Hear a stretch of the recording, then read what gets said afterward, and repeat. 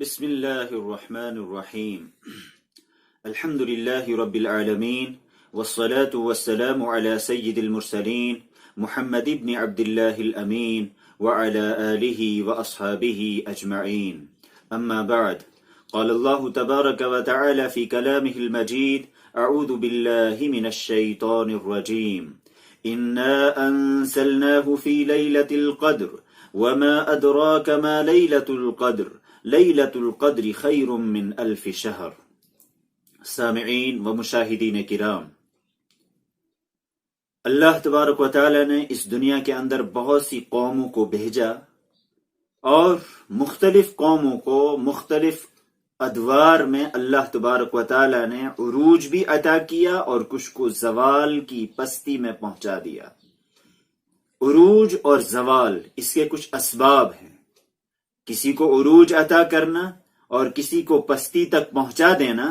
اس کے پیچھے کچھ اسباب ہوتے ہیں، محرکات ہوتے ہیں، اور یہ اللہ کے اہم فیصلوں میں سے ایک اہم فیصلہ ہوتا ہے کہ کسی کو عروج عطا کیا جائے اور کسی کو زوال کا شکار کر دیا جائے۔ جب عروج و زوال کے فیصلے ہوتے ہیں اللہ کے نظام کے مطابق، وہ اوقات وہ زمانے بڑے اہم ہوتے ہیں، وہ فیصلہ کن اوقات ہوا کرتے ہیں، ان کے اندر اللہ تبارک و تعالی اہم فیصلے لیتا ہے، وہ تقدیر ساز اوقات ہوتے ہیں۔ انہی اوقات میں سے اہم ترین وقت، اہم ترین زمانہ وہ لیلۃ القدر کا زمانہ ہے۔ لیلۃ القدر کا وقت وہ ایک فیصلہ کن رات، ایک فیصلہ کن گھڑی اور اللہ کے نظام کے مطابق ایک تقدیر ساز رات ہے۔ اللہ تبارک و تعالی نے اس رات کے اندر جو اہم ترین نظام انسانوں کو عطا کیا ہے، اس رات کی بہت سی خصوصیات ہیں۔ ایک اہم ترین خصوصیت یہ ہے کہ اس اہم رات میں اللہ کی طرف سے انسانوں کے لیے ایسا قانون، ایسا ضابطۂ حیات، ایسا نسخہ کیمیا ان کو عطا کیا گیا جو اب انسانوں کے اور اقوام عالم کے عروج و زوال میں اہم کردار ادا کرے گی۔ یہ کتاب جو اس رات میں نازل کی گئی، جس کو قرآن پاک میں یوں بیان کیا گیا، اِنَّا أَنزَلْنَاهُ فِي لَيْلَةِ الْقَدْرِ، بے شک ہم نے اس قرآن عظیم کو لیلۃ القدر میں نازل کیا، ایک قدر والی رات میں، تقدیر ساز رات میں، علم و معرفت والی رات میں۔ دوسری جگہ اس کو یوں بیان کیا گیا، اِنَّا أَنزَلْنَاهُ فِي لَيْلَةٍ مُبَارَكَةٍ، بے شک ہم نے اس کو ایک مبارک رات میں، بابرکت رات میں نازل کیا ہے۔ اللہ تبارک و تعالی نے جس رات میں اس کو نازل کیا ہے، اب یہ کتاب انسانوں کے لیے عروج اور زوال کا ایک اہم ترین نسخہ ہے۔ یہ عروج و زوال کے قواعد کو بتانے والی کتاب ہے، عروج و زوال کے قوانین بتانے والی کتاب ہے۔ حرف بحرف اس قرآن پاک کا اب انسانوں کے لیے ایک ایسا نور ہے، ایک ایسی روشنی ہے کہ اگر وہ اس روشنی میں چلیں گے تو واقعتاً وہ عروج اور بلندی تک پہنچیں گے، لیکن اگر وہ اس کتاب ہدایت کو، کتاب مبین کو پس پشت ڈالیں گے، اللہ تبارک و تعالی پھر ایسی امت کو، ایسی قوم کو ذلت و رسوائی کی پستی میں پہنچا دے گا۔ اللہ کے رسول صلی اللہ علیہ وسلم کا ارشاد ہے، سنن دارمی کی روایت ہے، ان اللہ یرفع بہذا الکتاب اقواما ویضع بہ آخرین، بے شک اللہ تبارک و تعالی اس کتاب کے ذریعے کچھ لوگوں کو بلندی عطا کرتا ہے، عروج عطا کرتا ہے، ویضع بہ آخرین، اور کچھ کو ذلت و پستی تک پہنچا دیتا ہے۔ معلوم یہ ہوا کہ یہ کتاب وہ کتاب ہے جس میں امامت و قیادت کے بھی قوانین بیان کیے گئے ہیں اور ذلت و رسوائی کے بھی قوانین اور ضابطے بیان کیے گئے ہیں۔ لہذا جس رات میں یہ کتاب نازل ہوئی، اس رات کی اللہ کے نظام کے مطابق بڑی اہمیت ہے، جس کو قدر والی رات کہا گیا، جس کو لیلۃ مبارکہ کہا گیا، اور اس کو 1000 مہینوں سے بہتر رات قرار دیا گیا۔ بہت ہی بہتر زمانہ، بہت ہی تقدیر ساز رات جس میں انسانوں کی تقدیر کے فیصلے کیے جاتے ہیں۔ لہذا جب یہ رات ہو اس وقت انسانوں کی ذمہ داری ہے کہ وہ اس عہد کو تازہ کریں جو اللہ سے کیا گیا ہے کہ اس کتاب کے ذریعے ہم ہدایت حاصل کریں گے۔ اس رات میں انسان کو تجدید عہد کرنا ہوگا کہ انسان اللہ کے ضابطوں کے مطابق، اس کے قوانین کے مطابق اپنی زندگی بسر کرے گا۔ پہلی خصوصیت اس رات کی یہ ہے کہ اس رات میں اللہ کی طرف سے انسانوں کو ایک کتاب ہدایت عطا کی گئی جو انسانوں کے عروج و زوال میں اہم کردار ادا کرنے والی کتاب ہے۔ اس رات کی اہم ترین دوسری خصوصیت یہ ہے کہ فیہا یفرق کل امر حکیم، اس رات میں اللہ کی طرف سے حکیمانہ فیصلے کیے جاتے ہیں، اللہ کی طرف سے اہم فیصلے لیے جاتے ہیں جن کو حتمی شکل دی جاتی ہے کہ پورے سال اب کیا کرنا ہے، پورے سال کے اندر دنیا کا نظام کیسے چلے گا۔ فرشتوں کے ذمے بہت سے کام کیے جاتے ہیں، گویا کہ یہ ایک تقدیر ساز رات ہے۔ اس میں کچھ لوگوں کے لیے ہزیمت و زوال کے فیصلے کیے جاتے ہیں، کچھ کے لیے فتح و نصرت کے فیصلے کیے جاتے ہیں۔ لہذا جب رات میں فیصلے ہو رہے ہوں اس وقت اگر کوئی غفلت کا شکار ہے تو اس کے لیے محرومی کے سوا اور کیا ہو سکتا ہے۔ لہذا اس رات میں سب سے اہم ترین ذمہ داری یہ ہے کہ انسان غفلت کو چھوڑ دے، بلکہ پورے احساس کے ساتھ، پورے شعور کے ساتھ، بیداری کے ساتھ وہ رات کو گزارتا رہے، اللہ کی طرف رجوع کرتا رہے۔ اور اگر انسان کہیں ایسا نہ ہو کہ وہ محرومی کا شکار ہو جائے، بدبختی کا شکار ہو جائے، اللہ کی طرف سے پھر ویسے ہی فیصلے ہوں گے۔ تو یہ اقوام کے لیے بھی تقدیر ساز رات ہے، قوموں کے لیے بھی تقدیر ساز رات ہے، اور افراد کے لیے بھی تقدیر ساز رات ہے۔ قومی فیصلے بھی لیے جاتے ہیں اور افراد کی حیثیت سے بھی فیصلے لیے جاتے ہیں۔ لہذا یہ رات احساس و شعور کے ساتھ اور اہتمام کے ساتھ گزارنے کی رات ہے، توبہ و انابت کی رات ہے، رجوع اللہ کی رات ہے، اللہ کی طرف رجوع کیا جائے۔ اسی طرح سے اس رات کی اہم ترین خصوصیت یہ بیان کی گئی ہے کہ اس رات میں اللہ کی طرف سے خاص طور پر فرشتوں کا نزول ہوتا ہے، فرشتے نازل ہوتے ہیں۔ فرشتوں کا نزول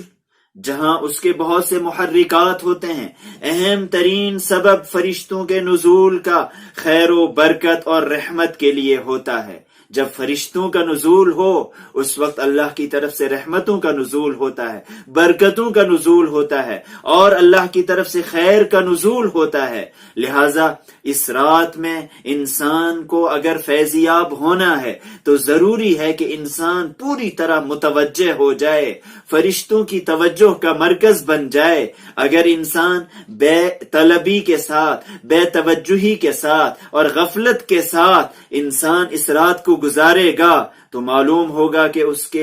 اس کے حق میں صرف خسران ہی خسران، ناکامی ہی ناکامی مل پائے گی، اور اللہ کی طرف سے پھر اچھے فیصلے نہیں ہوں گے۔ لہذا فرشتوں کا نزول جب رحمت کے ساتھ ہوتا ہے تو رحمت کے استحقاق کے لیے ضروری ہے کہ انسان پوری طرح اللہ کی رحمت کو لینے والا بن جائے، اللہ کی رحمت کو سمیٹنے والا بن جائے۔ اسی طرح اس رات کی اہم ترین خصوصیت یہ بیان کی گئی ہے کہ یہ 1000 مہینوں سے زیادہ بہتر ہے۔ گویا کہ لیلۃ القدر خیر من 1000 شہر جب کہا گیا، اس میں جو بھی عمل کیا جائے گا وہ 1000 مہینوں سے بہتر ہوگا۔ قدر کے جہاں بہت سے معنی ہیں، ایک تو قدر کے معنی تقدیر کے بھی بیان کیے گئے ہیں، قدر کے معنی بلندی کے بھی بیان کیے گئے ہیں، قدر کے ایک معنی حقیقی معرفت اور صحیح علم کے بھی ہیں۔ یعنی اس رات میں اگر کوئی طلب صادق کے ساتھ رہتا ہے، سچی طلب کے ساتھ رات گزارتا ہے، تو انسان کو اللہ کی طرف سے ایسی معرفت نصیب ہوگی کہ اس کے بعد پھر اس کے بھٹکنے کے چانسز بہت کم ہوں گے۔ لہذا علم و یقین اور صحیح معرفت کے ساتھ اس رات کو گزارنا یہ انسان کی ذمہ داری ہے۔ اگر علم و معرفت کے ساتھ، صحیح یقین کے ساتھ اس رات کو گزارا جائے گا تو یقینی طور پر پھر انسان پر اللہ کی طرف سے ایسے علم کی بارش ہوگی، ایسی رحمت کی بارش ہوگی، اور انسان کو وہ کچھ عطا کیا جائے گا جو اس نے وہم و گمان میں بھی سوچا نہیں ہوگا۔ اسی لیے حدیث میں آتا ہے کہ ایک ذی علم فقیہ وہ شیطان پر 1000 عابدوں سے بہتر ہے، یعنی ایسے عابد جو بے علم ہیں، جن کے پاس علم کی معرفت نہیں ہے، ایک ذی علم فقیہ وہ 1000 عابدوں پر بھاری ہو جاتا ہے۔ لہذا اللہ کے رسول صلی اللہ علیہ وسلم نے بھی اس جانب اشارہ فرمایا کہ علم و معرفت کے ساتھ اس رات کو گزارنا چاہیے، یقین کے ساتھ اس رات کو گزارنا چاہیے۔ من قام لیلۃ القدر ایمانا واحتسابا غفر له ما تقدم من ذنبه، جس نے اس رات کو ایمان کے ساتھ، احتساب کے ساتھ، ایمان یقین، ایمان اس بات پر کہ اللہ کی طرف سے فیصلے ہوتے ہیں اور وہی فیصلہ کرنے والا ہے، ایمان اللہ کی ذات پر اور تمام اس کی طرف سے بتائی ہوئی چیزوں پر ایمان، اور احتساب اللہ کی طرف سے جو قوانین متعین کیے گئے ہیں ان کی مکمل پاسداری کرتے ہوئے انسان اگر اس رات کو گزارتا ہے، اجر و ثواب کی نیت کے ساتھ گزارتا ہے، تو یقینی طور پر پھر انسان کی سابقہ زندگی جیسی بھی رہی ہوگی اللہ تبارک و تعالی اس کی تلافی کرے گا، انسان کی معافی کے فیصلے ہوں گے۔ اب آئندہ زندگی گزارنا یہ انسان کا اب اپنا کام ہے کہ وہ کس نہج پر اپنی زندگی بسر کرتا ہے۔ بہرحال اس کے بعد ایک اہم ترین خصوصیت اس رات کی یہ بھی ہے کہ یہ سلامتی ہی سلامتی ہے، سلام ہی، فساد، انارکی، ظلم و جور اور خوف کے بجائے اس رات میں امن و سلامتی ہوتی ہے۔ معلوم یہ ہوا اگر انسان کو دنیا کے اندر فساد ختم کرنا ہے، انارکی ختم کرنی ہے، ظلم و جور کو ختم کرنا ہے، خوف اور دہشت کے ماحول کو ختم کرنا ہے، یہ اہم ترین وقت ہے جس وقت انسان کو اللہ سے مانگنا چاہیے کہ اے اللہ، آج کی رات میں اب امن کے بجائے، آج کی رات میں اب ہمیں خوف کے بجائے امن عطا کیا جائے، آج کی رات میں اب انسانوں کو کے ساتھ عادلانہ اور منصفانہ فیصلہ کیا جائے۔ لہذا یہ تکوینی اعتبار سے بھی ایک اہم ترین رات ہے، یہ تکوینی اعتبار سے بھی سلامتی ہی سلامتی ہے۔ اللہ کے رسول صلی اللہ علیہ وسلم نے تکوینی اعتبار سے اشارات فرمائے ہیں کہ یہ رات ایک ایسی رات ہے کہ لیلۃ القدر ایک معتدل رات ہوتی ہے، نہ بہت ہی زیادہ اس میں کوئی ہنگامہ ہوتا ہے، اور ایک اہم ترین خصوصیت یہ ہوتی ہے کہ اس میں شہاب ثاقب زمین پر نہیں مارے جاتے ہیں۔ اس حوالے سے ایک سائنٹسٹ ہیں، ناسا میں کام کرنے والے سائنٹسٹ کارنار، انہوں نے تحقیق بیان کی ہے کہ روزانہ کی بنیاد پر اوپر سے نیچے کی طرف تقریباً 10,000 سے 20,000 شہاب ثاقب آتے رہتے ہیں۔ 10,000 سے 20,000 تک شہاب ثاقب وہ روزانہ غروب آفتاب سے لے کر طلوع فجر تک اوپر سے نیچے کی طرف آتے رہتے ہیں۔ لیکن سال میں ایک رات ایسی بھی ہوتی ہے جس دن یہ سلسلہ رک جاتا ہے، یہ سلسلہ اس دن رکا ہوا ہوتا ہے، اور یہ ایک رات وہی رات ہو سکتی ہے جو اللہ کی طرف سے بیان کیا گیا کہ یہ سلام ہی، سلامتی ہی سلامتی ہے۔ اس میں اللہ کی طرف سے خاص فیصلے بھی کیے جاتے ہیں، لیکن تکوینی اعتبار سے اللہ کی طرف سے اس میں شہاب ثاقب بھی زمین پر نہیں مارے جاتے ہیں۔ بہرحال ہمیں قرآن پر ایمان ہے، جب کہا گیا کہ سلام ہی، یہ ہر اعتبار سے سلامتی ہی سلامتی ہے، روحانی اعتبار سے بھی، نفسیاتی اعتبار سے بھی، ایمانی اعتبار سے بھی، اور کائناتی حقائق کے اعتبار سے بھی یہ سلامتی ہی سلامتی ہے۔ ایک اہم ترین نقطہ جو اللہ کے رسول صلی اللہ علیہ وسلم نے بیان فرمایا کہ اس کی تعیین نہیں کی گئی کہ کس رات میں متعین طور پر لیلۃ القدر ہوتی ہے، اللہ کے رسول صلی اللہ علیہ وسلم کا فرمان، آپ باہر تشریف لائے، صحابہ کرام کو آپ نے آگاہ کیا کہ میں آیا تھا اس لیے تاکہ آپ کو لیلۃ القدر متعین طور پر بتا دوں، لیکن فلاں فلاں کے جھگڑنے کی وجہ سے اس کی تعیین اب اٹھا لی گئی ہے۔ معلوم یہ ہوا کہ اختلافات، آپسی جھگڑے، آپسی دوریاں اور اسی طرح سے آپسی افتراق و انتشار، یہ انسان کے لیے بہت سے خیر سے محرومی کا ذریعہ بن سکتا ہے، ذلت و رسوائی کا سبب بن سکتا ہے، غیروں کو مسلط کرنے کا سبب بن سکتا ہے۔ آج کی جو صورتحال ہے پوری دنیا کے اندر، اختلاف ہی اختلاف، انتشار ہی انتشار، دوریاں ہی دوریاں، کہاں اللہ کی طرف سے خیر کے فیصلے ہو سکتے ہیں جب لیلۃ القدر کی تعیین کو اختلاف کی وجہ سے اٹھا لیا گیا؟ تو اب امت کے بارے میں خیر کے فیصلے کہاں ہو سکتے ہیں؟ اگر امت کو، اگر ہم لوگوں کو اللہ کی طرف سے خیر مقصود ہے، خیر مطلوب ہے، اگر عروج اور بلندی مقصود و مطلوب ہے، تو پھر اختلافات کو ختم کرنا ہوگا، دوریوں کو ختم کرنا ہوگا، سیسا پلائی ہوئی دیوار بننا ہوگا، اور ایک دوسرے کے ساتھ محبت کے ساتھ، الفت کے ساتھ، یگانگت کے ساتھ رہنا ہوگا۔ بہرحال لیلۃ القدر یہ انسانوں کے لیے ایک تقدیر ساز رات ہے۔ اس وقت امت مسلمہ کی زبوں حالی اور پوری دنیا کے اندر کی جو صورتحال ہے وہ انسان کو خون کے آنسو رلانے پر مجبور کرتی ہے۔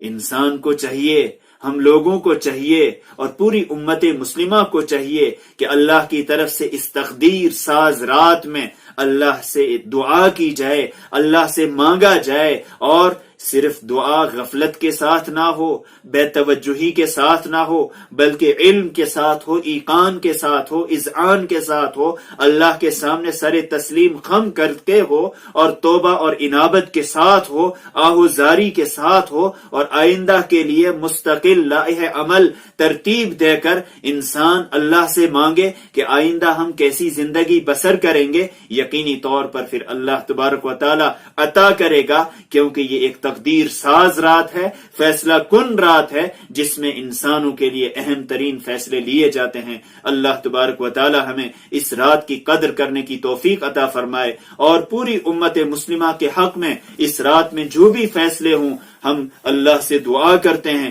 کہ وہ خیر کے فیصلے ہوں، سلامتی کے فیصلے ہوں، امن اور محبت کے فیصلے ہوں۔ اللہ تبارک و تعالی ہمیں پھر سے وہ بہار دکھائے کہ ہم اس کتاب ہدایت کو اپنے لیے راہ نجات بنائیں، نسخہ ہدایت سمجھیں، نسخہ کیمیا بنا لیں، اور یہ ہمارے لیے دنیا میں بھی عروج کا سبب بنے اور آخرت میں بھی عروج اور سربلندی اور کامیابی کا ایک اہم ترین ذریعہ